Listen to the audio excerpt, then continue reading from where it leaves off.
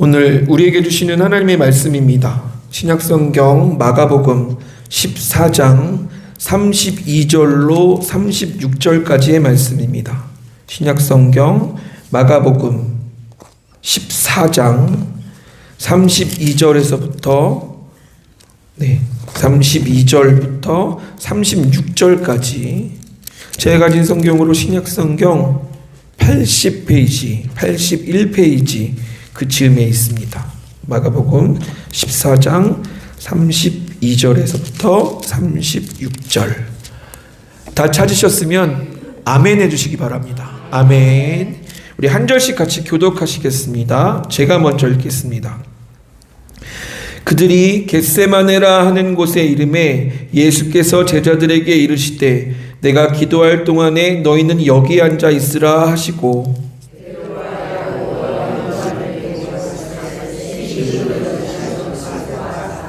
말씀하시되 내 마음이 심히 고민하여 죽게 되었으니 너희는 여기 머물러 깨어 있으라 하시고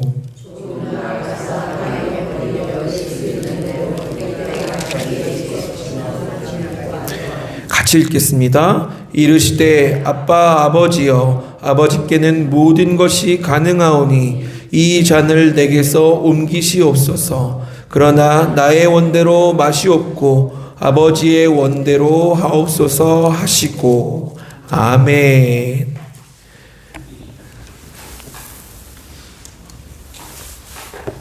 다시 한번 고난주일 한가운데 말씀과 예배로 나오신 모든 성도 여러분들을 주의 이름으로 환영하고 축복합니다. 아멘.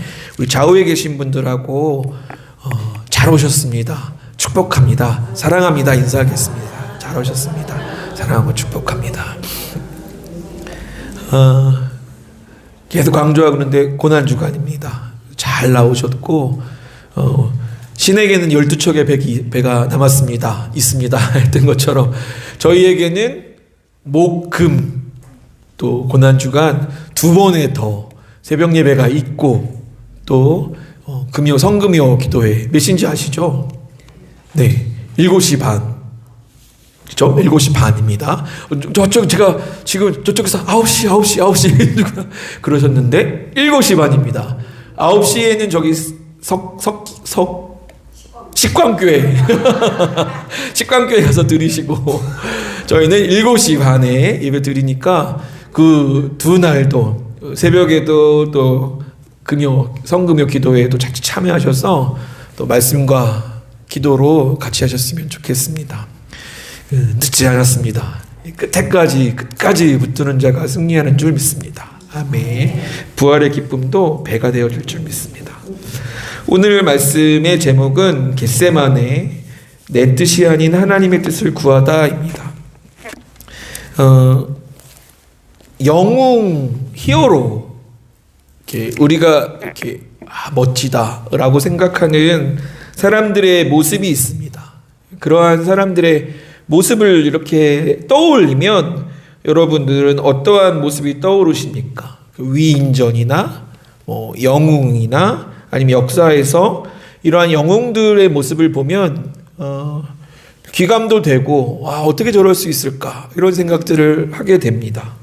그래서 그들은 삶이나 어떠한 그 삶의 업적도 대단한데 가만히 보면 그들의 죽음조차도 대단합니다. 그래서 어떻게 이럴 수 있을까? 죽음 앞에서도 굽힘없이 당당하고 아주 그 흔들림 없는 모습들을 보여주곤 하죠. 이런 사람들이 많이 있습니다. 그리스의 철학자 소크라테스는 어떻게 죽었죠?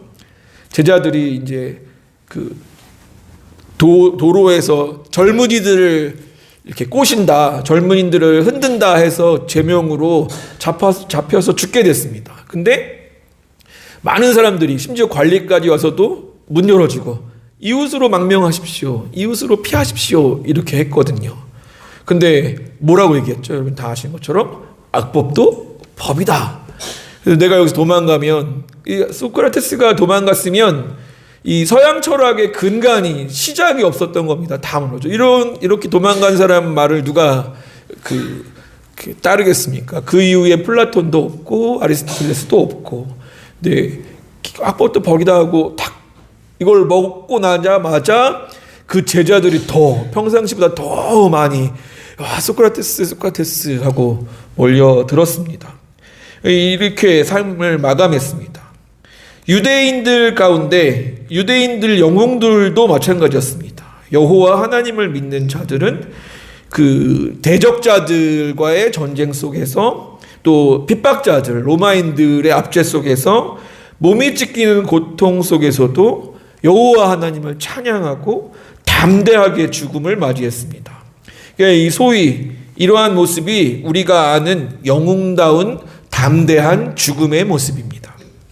오늘 성경의 예수님의 모습, 그냥 평상시의 예수님의 모습이라면 막 이렇게 대적하러 와도 막 이렇게 함정을 파고 와도 또 그 순한 예고를 하시면서도 흔들리심이 없는 모습입니다. 근데 오늘 예수님의 모습은 좀 이상합니다.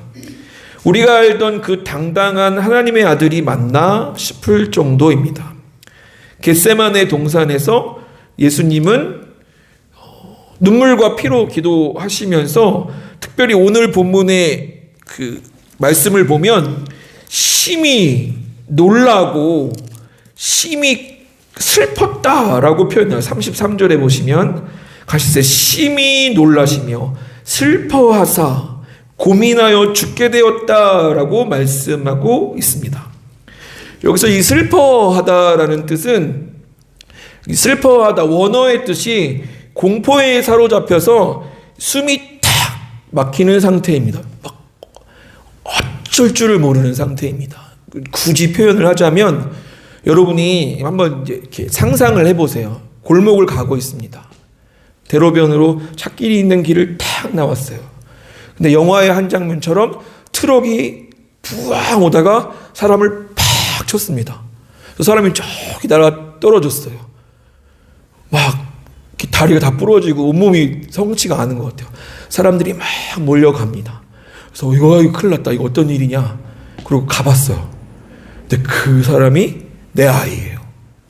그러면 여러분 어떠실 것 같아요? 진짜 이거는 진짜 어떻게 감당할 수 없는 슬픔, 진짜 공포, 살 떨리는 손 떨림이지 않겠습니까? 그러한 상태입니다. 주님이 지금 그 온몸이 마비되는 듯한 공포와 기분을 느끼셨습니다. 그래서 울부짖으십니다. 아버지, 이 잔을 내게서 옮길 방법이 없습니까? 이 무거운 짐을 벗을 길이 없습니까? 이 임무에서 벗어날 수 없는 겁니까? 라고 기도하고 계십니다. 지금까지는 전혀 흔들림이 없으셨습니다. 놀랍게도 이 기도의 자리에서 예수님은 몹시 흔들리시는 것처럼 보입니다. 울부짖는 것처럼 보입니다. 왜 예수님이 이토록 괴로워하셨을까? 여러분 궁금하지 않으십니까? 예수님보다 훨씬 믿음이 약해 보이는 후대의 예수님의 제자들도 그 순교와 이렇게 동물들의 밥으로 주어지거나 아니면 화형대에서 촛불 대신에 타오를 때 흔들리지 않는 모습을 보였습니다. 이럴 때 많이 듣는 예 중에 폴리캅 다 들어보셨으니까 많이 아시지 않습니까? 제일 유명한 그 순교자들 중에 하나인데 그 화형당할 때 그 살려달라 기독교 배신하면 부인하면 살려주겠다 이렇게 하자 80년을 나를 배반하지 않으신 하나님인데 내가 어떻게 하나님을 배신할 수 있는가라고 이렇게 빨리 죽이라 이렇게 했던 사람으로 유명하죠. 그 전에도 이렇게 말했습니다. 그 총독이 이 사람을 존경했어요. 그리고 노인이고 살 날도 얼마 안 남으신 것 같고 그래서 굳이 이렇게 죽을 필요가 있는가 해서 먼저 불렀어요. 총독 관저에. 그래서 부인해라. 살려주겠다. 얼마든지 취소하겠다. 이렇게 말했습니다. 당신 1시간 후에 화형이야 이거예요. 그냥 죽을 때 빨리 죽는 게 잡이잖아요. 그래서 이렇게 고통스럽게 고문 없이 단두대가 제일 잡이에요. 사형에서는. 근데 화형이라죠. 화형. 태워 죽이는 거예요. 1시간 후에 그렇게 죽어요. 한 번만 부인합시다. 취소. 이렇게 얘기했거든요. 근데 그 전에 폴리갑 또 이렇게 얘기했습니다. 나를 태우는 불은 기껏해야 1시간쯤 타다가 꺼질 뿐이요.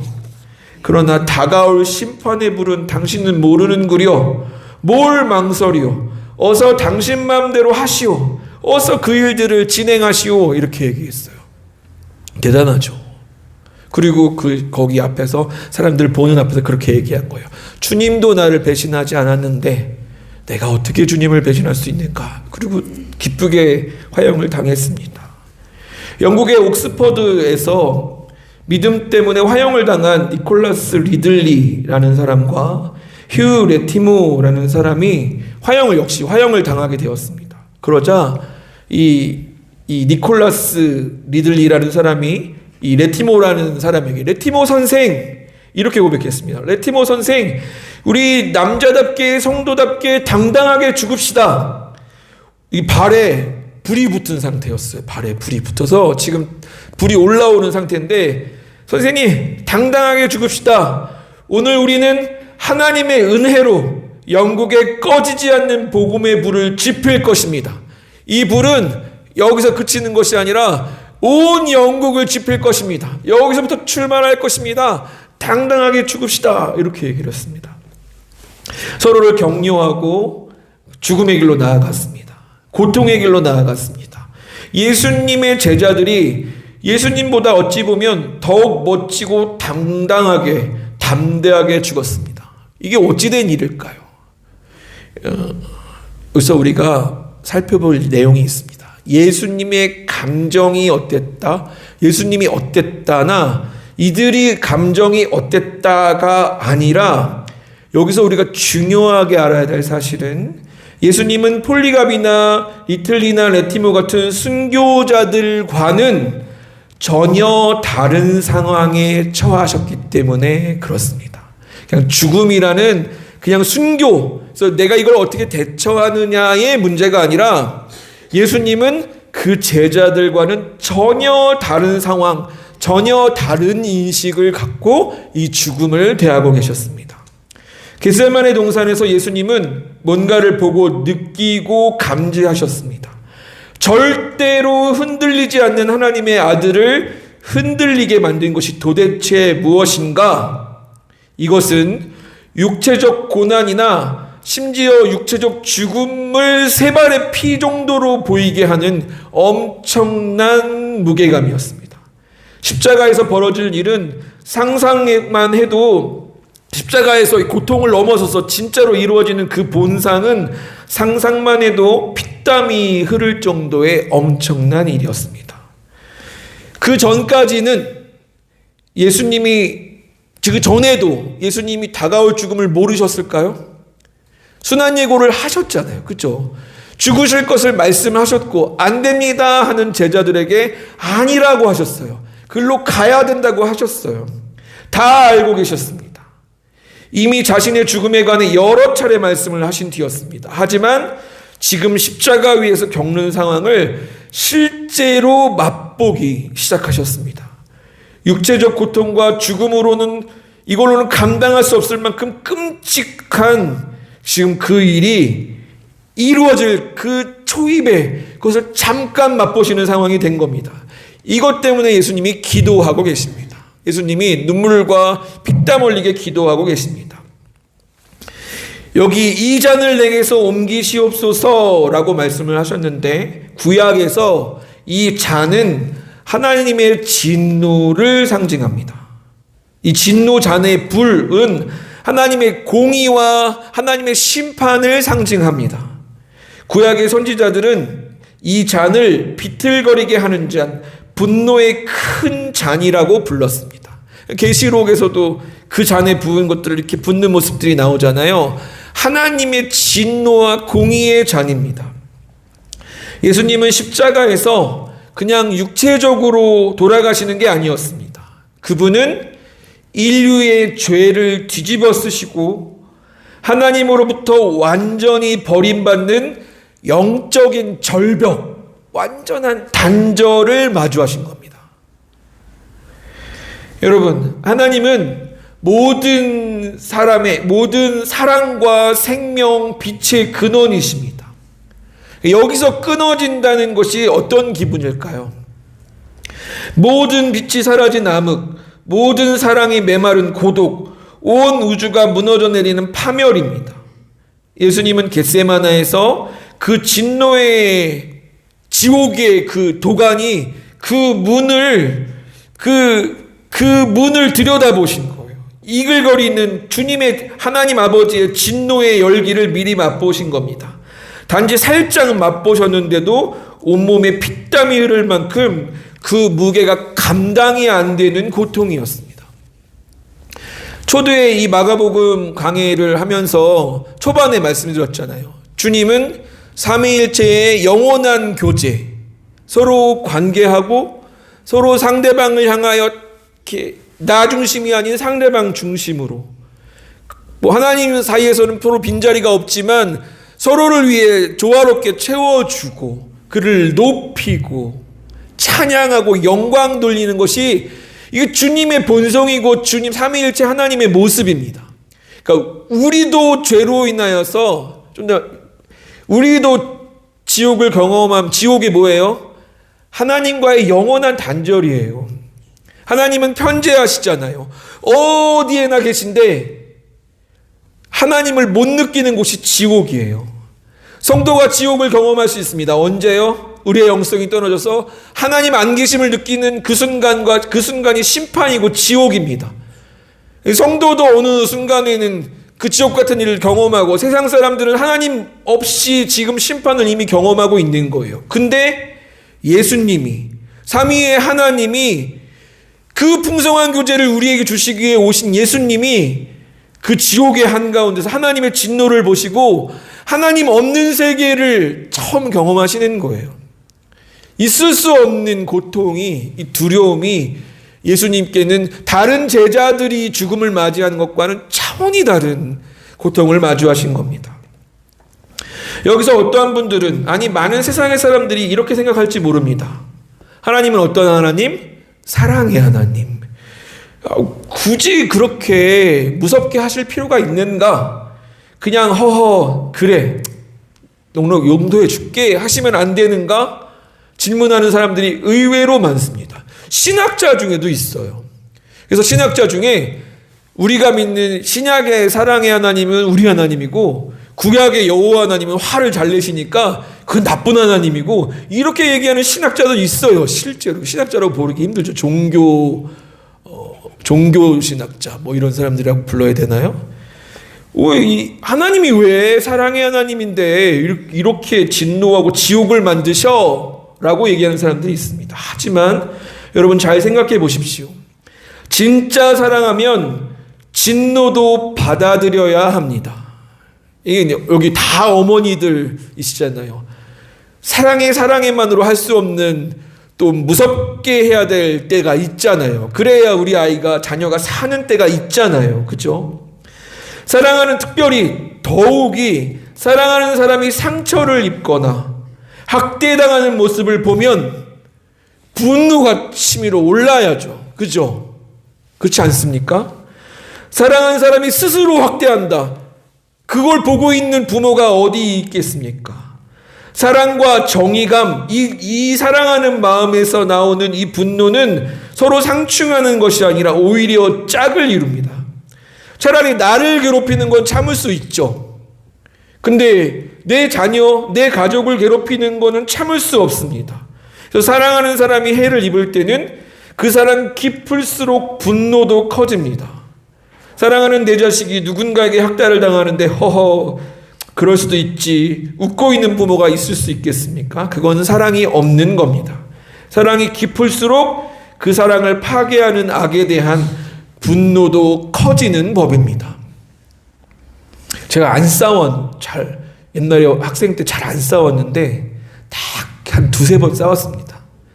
한 번은 친구가 엄마 욕했을 때 또 이런 때입니다. 가족 욕을 하거나 이랬을 때는 갑자기 제가 정신 차려보면 그 친구가 저기 날아가 있고 막 이렇게 제가 그것 때문에 학생부를 딱 중1 때 한 번, 고1 때 한 번 이렇게 갔었는데 저도 잘못한 겁니다. 근데 그 순간에는 참을 수 없는 그런 마음이 막 드는 거예요. 옛날에 제가 학교에서도 이렇게 착한 선생님으로 이렇게 애들이 똥쌤 하면서 착하게 선생님 좋은 선생님으로 봤습니다. 근데 어느 날 이제 거기 오는 아이들이 지옥에서도 아주 통이라는 단어 아십니까? 제일 센 애들. 근데 걔네들이에요. 그래서 중학생인데도 힘이 저보다 세요. 근데 그 아이가 여자 선생님을 한번 이렇게 위협하는 거예요. 그 여자 선생님이 제 사모였어요. 그래서 저 좋은 선생님이었는데 제가 깜짝 놀랐잖아요, 진짜. 근데 정말 막 그때 사랑할 때였거든요. 지금도 사랑해요. 결혼하려고 교제하고 있는 중이었는데 그 아이가 옆에 화분을 땅바닥에 던졌는데 저희 사모 옆으로 이렇게 탁 튀겼어요. 제가 진짜 전 선생님이었는데 제가 그 큰 아이를 이렇게 들고 벽 끝까지 밀어붙였어요. 들어 올렸어요. 와, 야. 애들이 그다음부터 저를 이제 되게 무서워했어요. 저도 잠깐 잃었어요, 정신을. 진짜 건드려, 누굴 건드린 거야, 똑바로 안 해. 애들이 벌벌. 딴 때였으면은 그럴 수 있어, 괜찮아, 다스려, 막 이렇게 했을 텐데 누구를 건드니까 제가 사랑하는 사람을 건드니까 잠깐 제가 참을 수가 없더라고요. 하나님은 우리를 너무나 사랑하시기 때문에 우리를 망가뜨리는 죄를 보고 눈 감으실 수 없었습니다. 그분의 정의는 죄를 반드시 벌해야만 했습니다. 그래서 그분은 선택하셨습니다. 우리에게 쏟아야 할 그 무서운 진노의 잔을 당신의 가장 귀한 아들에게 대신 쏟기로 하신 겁니다. 하나님의 진노를 인정하지 않으면 그분의 사랑도 깨달을 수 없습니다. 그냥 다 괜찮아 라고 말하는 신은, 그냥 사랑으로 다 돼 라고 말하는 신이 있다면, 그 고통에 대하여 공감하지 못하는 신이 있다면, 우리를 위해 아무 대가도 치르지 않는 그 신이 있다면 그 사랑은 그냥 공짜 사랑의 신일 뿐입니다. 하지만 성경의 하나님은 우리를 구하기 위해 자기 아들을 사지로 몰아넣는 엄청난 값을 치르셨습니다. 그게 바로 우리가 받는 사랑의 진짜 무게인 줄 믿습니다. 아멘. 예수님이 그래서 이 고통을 보시고 두려움에 떠셨으나 예수님이 이제 순종을 하십니다. 우리가 살면서 힘든 일을 만나면 보통 두 가지 일을 겪습니다. 어떤 일을 겪을까요? 첫째는 도망치거나 둘째로는 참습니다. 저 도망치는 사람들을 많이 봤습니다. 나 못 참겠다. 나 너무 힘들다. 잠깐 쉴게. 또는 너무 힘들다. 다른 교회 갈게. 제가 맡았던 청년들하고 이렇게 교제하면서 나 잠깐 쉴게. 또는 이 일 때문에 너무 힘들어서 다른 교회 갈게요 하는 친구들을 절대로 말렸습니다. 그러면 안 된다. 왜냐하면 다른 교회 간다고 그 문제가 해결될까요? 그 문제에서 똑같이 걸립니다. 잠깐은 행복할지 모르겠지만 그 문제에서 똑같이 걸리거든요. 때로는 참는 내 감정을, 이거 대다수의 우리의 모습도 아닌가 생각해 봅니다. 이건 아무것도 아니야. 초연해지려고 노력하는 모습들. 이거 소크라테스 같은 모습입니다. 참고 누르고. 모든 종교는 그렇게 이야기합니다. 네가 세상을 바꾸기보다는, 환경을 바꾸기보다는 네가 인내하고 바뀌어라 라고 얘기합니다. 예수님은 어떠셨을까요? 두 가지가 다 있는 것 같은 모습도 보입니다. 주님이 스스로는 누르시며 죽을 만큼 괴롭습니다 라고 솔직하게 말씀도 하셨고, 이 잔을 내게서 옮겨주시옵소서 바꿔달라고 또 때를 쓰시기도 하셨습니다. 하지만 예수님은 제3의 길이었습니다. 마지막 순간에 이렇게 말씀하셨습니다. 우리가 다 알고 있는 것처럼, 그러나 나의 원대로 마옵시고 아버지의 원대로 하옵소서. 이것이 진짜 순종인 줄 믿습니다. 내 감정을 죽이는 게 아니라 내 감정이 소용돌이치는 중에도 누구를 신뢰해요? 하나님을 신뢰하는 것입니다. 지금 내 눈앞에 지옥 같은 잔이 놓여 있지만 그래도 아버지를 믿습니다. 당신의 뜻이 결국 나의 뜻입니다 라고 고백하며 그 잔을 받으신 겁니다. 말씀을 마무리 짓겠습니다. 여러분, 혹시 지금 인생에 겟세마네와 같은 순간을 지나고 계시지는 않습니까? 하나님, 이 잔을 제발 좀 옮겨주세요 라고 소리치고 싶은 때를 경험하고 계시지는 않으신지 모르겠습니다. 괜찮습니다. 예수님도 그렇게 기도하셨습니다. 괴로워하고 슬퍼하는 건 믿음이 없는 것이 아닙니다. 다만 그 고통의 한복판에서 누구를 바라봐야 돼요? 하나님 아버지를 바라보아야 하실 줄 믿습니다. 나를 대신해 진노의 잔을 비우신 그분, 나를 사랑하기 위해 하나님으로부터 버림받는 길을 기꺼이 선택하신 그분을 기억하시기를 바랍니다. 세상의 어떠한 사랑도 우리를 실망시킵니다. 자녀도, 배우자도, 애인도, 친구도, 그 누구도 결국 우리를 실망시킬 수밖에 없습니다. 그러나 겟세마네에서 피땀 흘리며 순종하신 예수님의 사랑은 절대로 우리를 놓지 않으시는 줄 믿습니다. 그분이 잔을 마셨기에 이제 우리에게는 생명의 잔이 주어졌습니다. 고난주간 그 사랑을 믿고 또 우리도 지어야 할 그 십자가를 향해서 기도하며 고난을 묵상하고 당당하게 걸어가시는 우리 권사님들과 우리 석관교회 귀한 성도님들 되시기를 주의 이름으로 축원합니다. 아멘. 기도하겠습니다. 하나님 아버지 감사합니다.